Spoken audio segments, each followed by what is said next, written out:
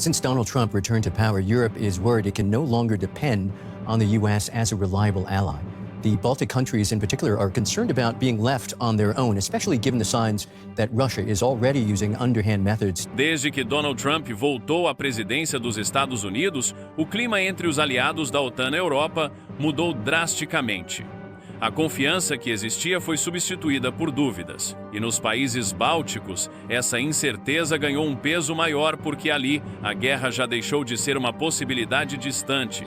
Ela se tornou uma ameaça constante. Estônia, Letônia e Lituânia vivem hoje sob o que seus próprios governos chamam de estado de vigilância permanente. A proximidade com a Rússia, combinada com a crescente ausência dos Estados Unidos, acendeu o alerta máximo, não por causa de tanques cruzando a fronteira, mas por algo muito mais difícil de rastrear. Sabotagem silenciosa, navios fantasmas, operações híbridas. Um novo tipo de guerra, onde o ataque não vem com explosões, vem com silêncio. E neste vídeo, você vai entender por que os países bálticos acreditam que o próximo movimento de Putin pode acontecer ali. Vai ver como a Rússia está usando navios da chamada Frota Sombra para violar leis internacionais, atacar infraestruturas e burlar sanções. Vai descobrir como a OTAN está tentando conter essa ameaça com patrulhas no Golfo da Finlândia. E vai entender o que está em jogo se o Ocidente não agir agora porque a provocação já começou. E a resposta ainda não veio. Tudo começa no mar. No Golfo da Finlândia, entre as águas frias que separam a Rússia da Estônia, um navio militar estoniano detecta um petroleiro em movimento irregular. A embarcação diminui a velocidade sem motivo, muda de rota de forma brusca e se recusa a responder às chamadas de rádio. Para a tripulação do navio Sakala não é apenas suspeito, é rotina. A cada dia, dezenas de embarcações cruzam essa região. E entre elas estão navios russos operando com documentação duvidosa, estruturas corporativas opacas e padrões de navegação que fogem dos protocolos internacionais. São embarcações que fazem parte da chamada Shadow Fleet, uma frota informal mantida por Moscou para driblar sanções, transportar petróleo e, segundo serviços de inteligência, executar operações de sabotagem. Esses navios não carregam bandeiras oficiais.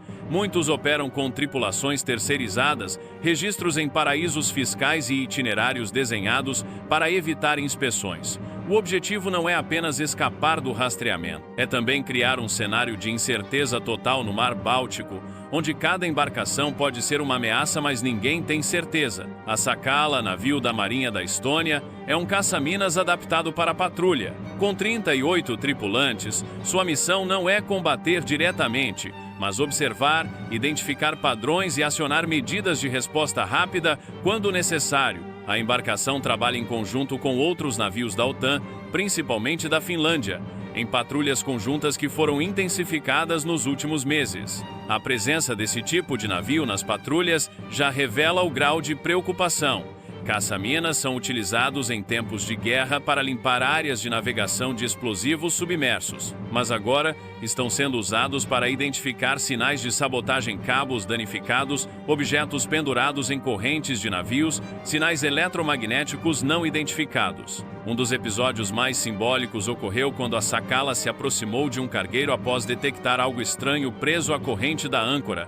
Era apenas uma mangueira de incêndio, mas o simples fato de ser tratado como potencial ameaça mostra o nível de tensão em que os países bálticos operam atualmente. Nos bastidores, a suspeita é clara: a Rússia está testando a resiliência da OTAN, não com ataques diretos, mas com ações de sabotagem submarina, ataques cibernéticos e danos a infraestruturas críticas, como cabos de comunicação subaquáticos. Esses cabos são responsáveis pela transmissão de dados entre países e já foram alvo de incidentes inexplicados nos últimos meses. Para os governos da região, tudo indica que Moscou está usando sua frota fantasma como parte de uma campanha de guerra híbrida.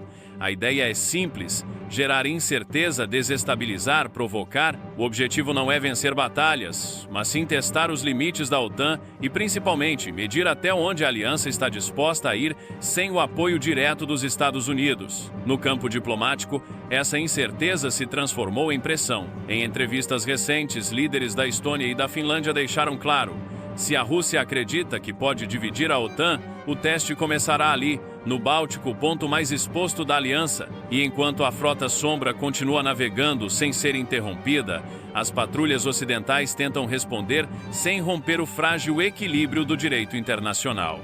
Mas por quanto tempo esse equilíbrio vai resistir? A ameaça já está presente, e o próximo movimento não virá com aviso. A frota sombra da Rússia não é teoria. Ela opera diariamente e sustenta o fluxo de petróleo que financia a guerra na Ucrânia, burlando sanções por meio de navios com bandeiras falsas, registros opacos e rotas cuidadosamente desenhadas para evitar inspeções. Essas embarcações cruzam o Báltico com aparência civil, mas estrutura irregular. Muitas são antigas, sem seguro adequado e fora dos padrões internacionais. Ainda assim, continuam ativas e cada uma delas pode ser, ao mesmo tempo, um instrumento econômico e uma ameaça tática. Nos últimos meses, serviços de inteligência da OTAN ligaram essa frota a incidentes de sabotagem, cabos submarinos danificados, incêndios em portos, interferências em comunicações marítimas. A Rússia nunca assume, mas o padrão se repete. Operações no limite da legalidade, sempre negáveis, sempre difíceis de provar. Essa incerteza é parte do plano. No mar, responder a esse tipo de ameaça é complexo.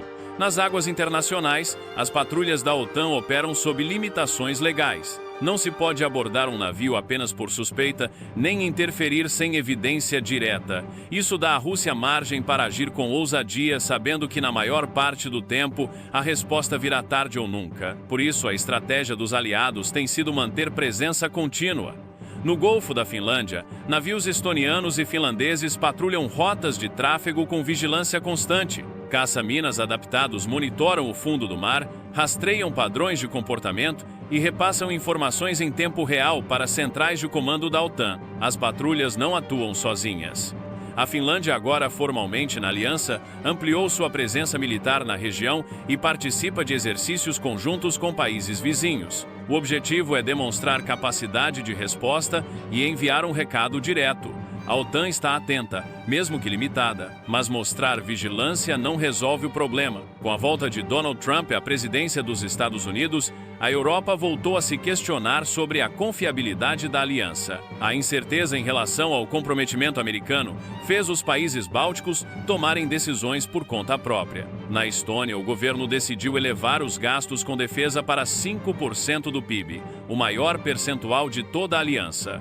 O gesto não é apenas orçamentário, é simbólico. Um recado para aliados e adversários: se o teste vier, a resposta não vai esperar Washington. A preocupação principal é clara.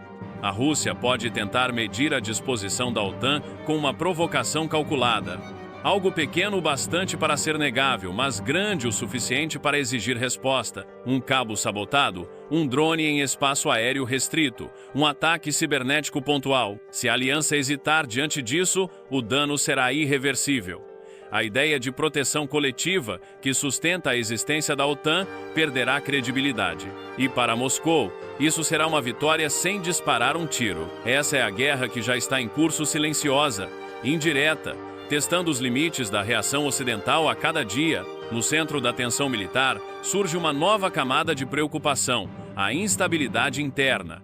E ela não está apenas nas fronteiras, está dentro da própria sociedade estoniana. Cerca de 22% da população local tem origem russa. A maioria está integrada, mas autoridades seguem monitorando riscos de desinformação e influência externa, especialmente entre os mais velhos. Não há sinais de ameaça ativa, mas a preocupação é real. Ao mesmo tempo, cresce entre os estonianos a sensação de que o conflito pode se aproximar. Há registros de cidadãos buscando refúgio temporário em países do sul da Europa. Não é êxodo, mas revela uma percepção crescente de vulnerabilidade. O governo responde com investimento em defesa, campanhas de transparência e mobilização civil. Mais de 80% da população diz estar disposta a defender o país. É um número alto, mas que também traz custos, cortes em outras áreas, reajustes orçamentários e sacrifícios sociais. A decisão de elevar os gastos militares para 5% do PIB não é apenas técnica, é uma declaração. Para um país pequeno, esse número representa prioridade total e uma mensagem clara para os aliados. A Estônia está se preparando para agir, mesmo que sozinha. Paralelamente, cresce o debate sobre o papel da Europa em cenários de pós-guerra.